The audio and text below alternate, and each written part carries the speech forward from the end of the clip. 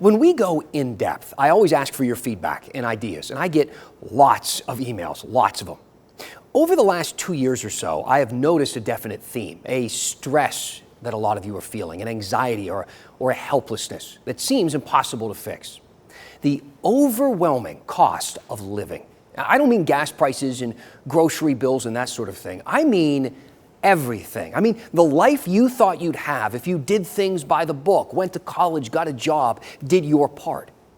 Our in-depth team wanted to give you a look at the big picture of where we are. Recently, we talked about a group of people who seem to think they've got a part of it figured out. Maybe you've seen the videos of them on social media, where couples proudly describe themselves as DINKs, which stands for dual income, no kids. We're DINKs. We have disposable income to spend on whatever we would like and don't have to spend on a kid. We're DINKs. We're going to go to Costco and buy all the snacks in bulk that we want. They're DINKs, and you probably have an opinion on these people or an opinion on people who have an opinion on these people, but not me. I thought of this article my wife sent me from The Atlantic called The Great Cousin Decline. It says that American families are shrinking in general, but with cousins, that drop happens at a dramatic scale. You see, I have 12 first cousins. I'm sure some of you would need a pen and paper just to figure out how many you have. My kids have 2. In 1960, families had an average of 3.65 children. Now, they have 1.64. That's less than half as many kids. Now, sociologists blame a lot of things for this, and some are pretty interesting, like the decline of mom and pop businesses. You see, back in the day, a corner store was run by multiple generations. People had kids so that they could run the business. If you have one now, you're almost a novelty. You get visited by the Tar Heel traveler. There's also birth control. You see, this is a picture of my grandfather's Irish and devoutly Catholic family. He's the adorable little baby in the front. They left family planning in the hands of God. Fast forward 80 years, and the FDA just approved over-the-counter birth control, which means fewer unplanned pregnancies. All that aside, when the National Center for Health Statistics looked at the decline in family size, one of the top reasons people gave for having smaller families wasn't the pill, it was the cost. Over the past year, I've gotten so many emails from you at home after my stories on the soaring costs of things like childcare or buying a house. When I mentioned that the state average for childcare was around $9,200 a year, I got this email from Keith, who lives in Apex, a more affluent community. He said our daycare bill for 2 children will be more than $36,000 a year. We've looked around the area, and that's on the lower end. That's $3,000 a month that DINKs don't pay, and it's becoming an unavoidable cost to starting a family. A study from the Berkeley School of Business in 2020 found that 78% of millennials and 73% of Gen Xers are dual career couples. That means both people work full time. And while this statistic demonstrates wonderful advancements in equity, equality, and opportunity in the workplace, it also omits some unforeseen ripples to the American dream. 20 years ago, a bankruptcy expert from Harvard Law School and a financial consultant co-authored a controversial book, The Two-Income Trap: Why Middle-Class Parents Are Going Broke. I want to read you an excerpt.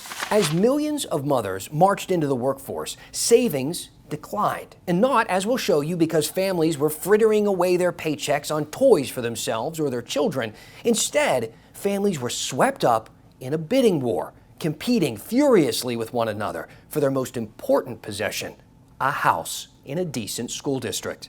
Now, before you accuse me of peddling some conservative, right-wing, anti-feminist agenda, that book was written by Senate Democrat Elizabeth Warren, the former presidential candidate. Furthermore, I'm not using it as a point on gender, only to explain that in many cases, it's no longer a perk to have 2 earners in the family. It's a necessity. The market for big-ticket items like a house, cars, or college has adjusted. Last year in the Triangle, housing affordability was at an all-time low, meaning the typical family only earned 71% of the income needed to own the typical home. And if you can't afford a house, how can you afford everything else? We often talk about home ownership like it's the end of the equation, but what about emergency savings. A survey from Bankrate found nearly 1 in 4 U.S. adults have none. And in 2023, Fortune reported that 57% of Americans can't afford a $1,000 emergency expense. And emergencies happen all the time. Last week, my dishwasher broke. Maybe the HVAC goes out or the AC. Maybe you have a medical emergency or something wrong with the car. Sometimes all that stuff happens within the same year. Life is expensive. So people are turning to credit cards with a record of $1.08 trillion of debt. We've never seen anything like this before. According to recent stats from LendingTree, the average credit card debt in North Carolina is about $6,700. And at the current average interest rate over 20%, it would take you more than 17 years to pay it off and cost you nearly 10 grand in additional interest. Then there's student debt. Almost half of millennials have student loans and are on average about $40,000 in the hole. That's a lot more money going into the debt jar than into savings. And it would make sense to use jars to explain savings because this money grows over time. You get to keep it. But with debt, I don't think it's as much of a jar as it is a trash can. That money is gone. Though I did see this article last year that surprised me a bit. Millennials on better track for retirement than boomers or Gen X because of automatic enrollment in the 401k. It sounds great until you realize that all three groups are behind. Think of it this way. If the groups were all swimming up for a breath of air, millennials would just drown a little closer to the surface. Not something to really celebrate. Plus, it's not a competition. We're in this together. The less money boomers have for retirement, the more they will rely on government assistance. And a report last year showed that Social Security is now expected to run short of cash by 2033.